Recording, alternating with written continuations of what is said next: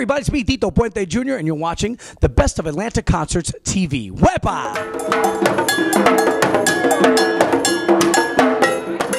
Tell us about how you got into this. I mean, of course, we know your history, but tell us just about you and your family and just how you decided to become a musician and all that good stuff.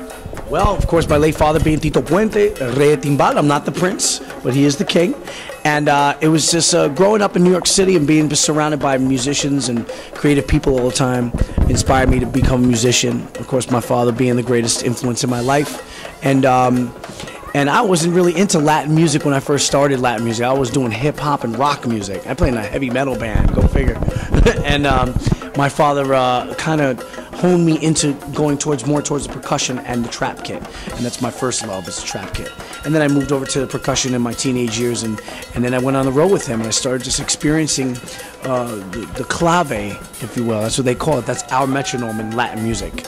And the clave brings out that whole Latin rhythm feel, the conga, timbal, and bongo, and that's what drives salsa and mambo music and Latin jazz music. And I kind of just gravitated towards it, and being on the road with him, seeing how many people in this world he's entertained and moved, and just an amazing ambassador of Latin music, and he's sorely missed, and he will always be a greatest influence in my life. So he kind of just drove me to become the musician. He never taught me how to play drums, though. Tito Puente never taught me how to play drums. He made sure that I had an education. I went to Five Towns College out in Long Island, and I did my time over there. I call it time, like school's like prison sometimes. But I did my time. He called it paying your dues, and I'm glad I did that. And I got my education in jazz.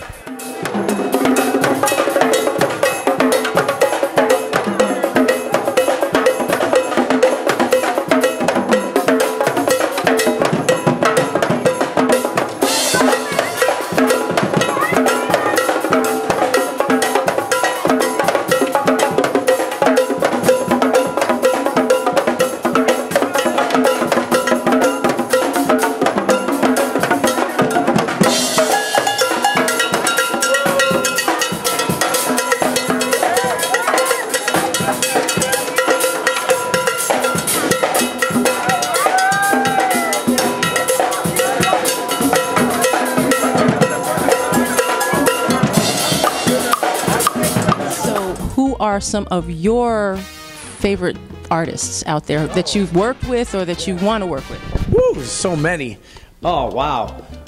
You can go on my iPod, you'll find like 1,000 different artists, from metal to rock to classical to rap to everything. I mean, there's so many different artists that I like to, but I like to journey into more of the hip-hop realm. I'm doing a lot of stuff with it's so funny because my father didn't care for rock music or rap music or anything like that. He was very into jazz. Duke Ellington, Ella Fitzgerald, Count Basie, yeah, hardcore, or either that or you're doing like the cha-cha-cha, Arsenio Rodriguez and Dizzy Gillespie and Arturo Sandoval style, very Latin jazzy. And he would steer away from everything else. But it's so funny because all the hip hop guys knew who Tito Puente was, and they started redoing a lot of his songs and Oye Como Va and sampling and all that. And that's how I got into that bag. So there's so many artists I would like to work with. Nowadays there's some great talent out there. I mean, the greatest ones to me are the ones that are the aficionados, the originality. Gladys Knight, if you're out there, I'd love to do a record with you.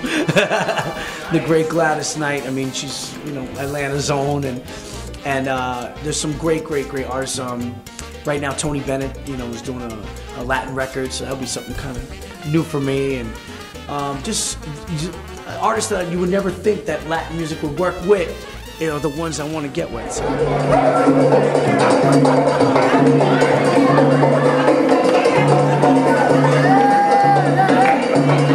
Tell us about your experience with Atlanta jazz scene. This is my third time, I believe, doing this festival. My father did it, I think, twice as well. This has been going on since 1979, right? 1980, around there, 35 years. So long time. And my father performed here many times. So it's kind of bittersweet coming back and doing it again and playing that music that he played back then, and I'm doing it again, and attributing him and go figure, it's going to be 12 years since his passing this May 31st. So not only was it a celebration of his life today, it's also a nice honorary tribute to him and him performing here too. He was actually supposed to perform in Atlanta right after he passed away. So it's kind of cool that I got to come back and be here in the ATL and really, you know, experience that whole Tito Puente vibe. And the fans become, they're younger fans. They're getting younger and younger, you know. And it's amazing that the young youth of today remember and understand the music of El Rey de Timbal. So pretty cool.